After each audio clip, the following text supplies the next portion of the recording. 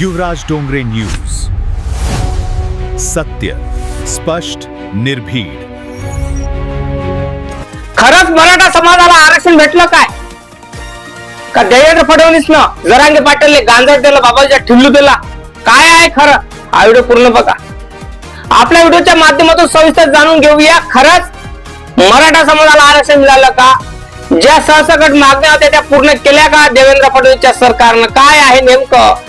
आणि 30 मेला जे आंदोलन चालू केलं होतं आणि 31 मेच्या रात्रीला ते संपवलं, का संपवलं? कारण काय आहे? नेमकं काय आहे? विखे पाटीलनं काय म्हटलं, देवेंद्र फडणवीसनं काय म्हटलं, काय आहे? आपल्या व्हिडिओच्या माध्यमातून जाणून घेऊया. हा व्हिडिओ पूर्ण बघा. नवीन असेल तर लाईक आणि चॅनलला सबस्क्राईब करायला विसरायचं नाही.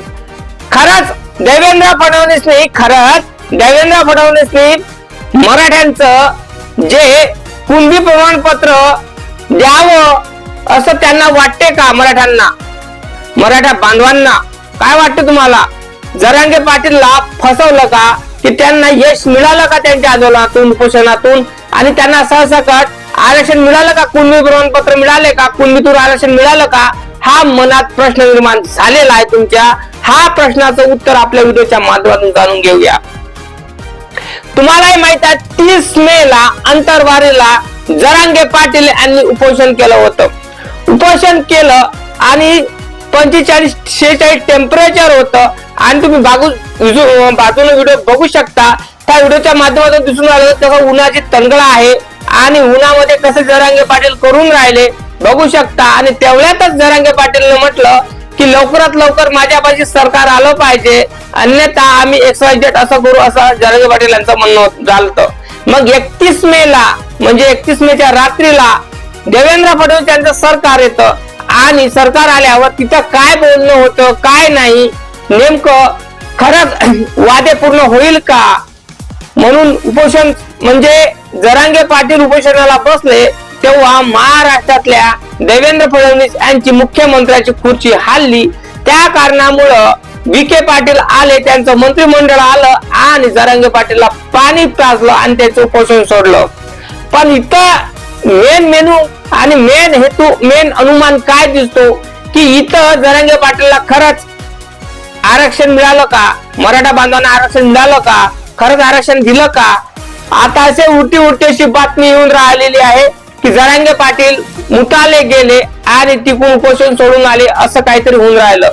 तर खरीच नेमकं काय आहे? खरंच जरांगे पाटील मुताला गेले आणि मुताला गेल्यावर तिथं नेमकं काय घडलं? काय घडलं असेल तिथं कोणी पैसे दिले का? टेबलावरून पैसे दिले का? रोकडा दिला का? का तू तुझ्या मराठा बांधवांना समाजाला समजाव, आम्ही तुला उपोषण करू देत नाही आणि तुझी उपोषण करू रोखून धर, आम्ही तुला पैसे देतो. आणि अशा पद्धतीने बोलून जरांगे पाटीलनं ते आंदोलन थांबवलं आणि मराठा बांधवांना चुत्या बनवलं असं वाटत आहे का तुम्हाला? कमेंट करून तुम्हीच सांगा. कारण ज्या प्रमुख मागण्या होत्या जरांगे पाटीलच्या, ह्या प्रमुख मागण्या पूर्ण करू शकत नाही सरकार. कारण त्याच्यामध्ये भरपूर जे मराठा समाज आहे त्यांच्यावर गुन्हे दाखल आहेत. जेव्हा ते मुंबईमध्ये आंदोलन केलं त्यांनी आणि आंदोलन केल्यावर तिथे कायदा सुव्यवस्था हाती घेतल्यावर तिथल्या लोकांवर FIR दाखल झाली आणि त्या कारणामुळं जरांगे पाटील म्हणत होते की हे जे FIR लागलेले आहे हे सगळे कानून जे काय सगळं नष्ट करून टाका लेकराच्या अंगावरून, आणि जे आंदोलनामध्ये मरण पावले लोक त्यांच्या घरातल्या लोकांना नोकऱ्या द्या, पैसा द्या, असं म्हणणं त्यांचं.